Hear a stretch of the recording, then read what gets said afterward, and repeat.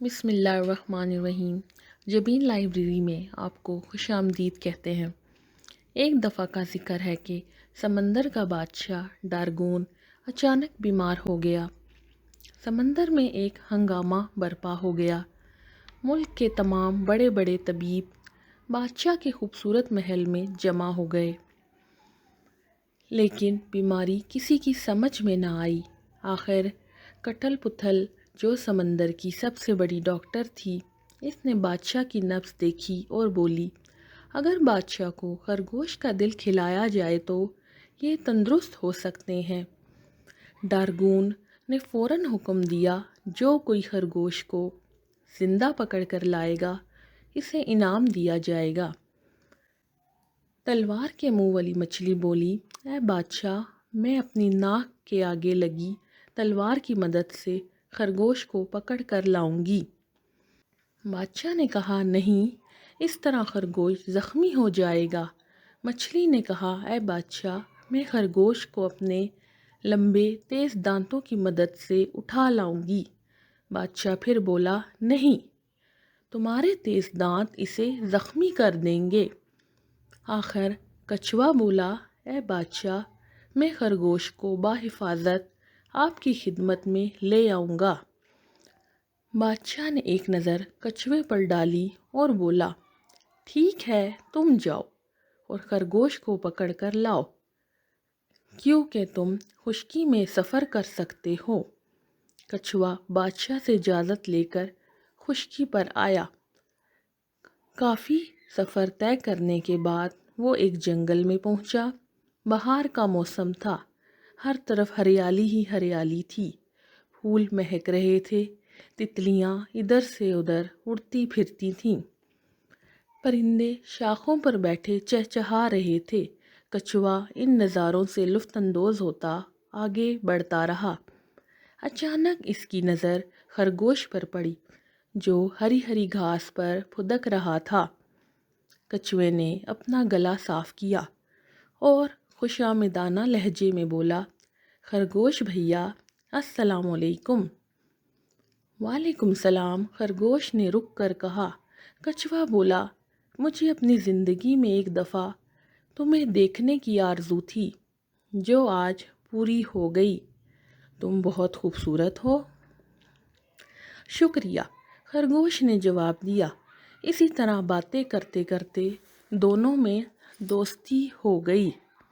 کچھوا کہنے لگا، خرگوش بھیا، تم نے خشکی کے نظارے تو بہت دیکھے ہیں، لیکن سمندر کے مناظر بھی بہت خوبصورت ہوتے ہیں۔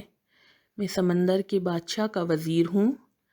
ہمارا بادشاہ بہت خوبصورت محل میں رہتا ہے۔ اگر تم پسند کرو تو میں تمہیں سمندر کی سیر کراؤں۔ خرگوش کچھوے کی باتوں میں آ کر کچھوے کے ساتھ سمندر کی سیر کرنے کو راضی ہو گیا۔ کچھوے نے خرگوش کو اپنی پیٹھ پر بٹھایا اور اسے بادشاہ کے محل میں لے آیا۔ یوں ہی بادشاہ کو کچھوے کے آنے کی خبر ہوئی، اس نے 2 سپاہی بھیج کر خرگوش کو گرفتار کرا لیا۔ سنو خرگوش، بادشاہ بولا، میں سمندر کا بادشاہ ہوں اور ایک بیماری میں مبتلا ہوں۔ ڈاکٹر کہتے ہیں اگر میں تمہارا دل کھا لوں تو تندرست ہو سکتا ہوں۔ تم میرے لیے قربانی دے سکتے ہو۔ تمہیں اپنی موت پر افسوس نہیں کرنا چاہیے۔ میں تمہارے جسم کو عمدہ ریشم میں ڈھانپ کر ہیرے جواہرات سے بھرے صندوق میں بند کر کے محل کے خوبصورت باغ میں پورے اعزاز کے ساتھ دفن کروں گا۔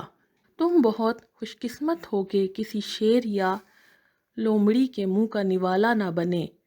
خرگوش نے جو بادشاہ کی باتیں سنی تو پریشان ہو گیا، لیکن اس نے اپنے حواس بحال رکھے اور فوراً جھک کر بادشاہ کو آداب کیا اور بولا، بادشاہ سلامت، مجھے خوشی ہے کہ میں کسی کے کام آ سکا۔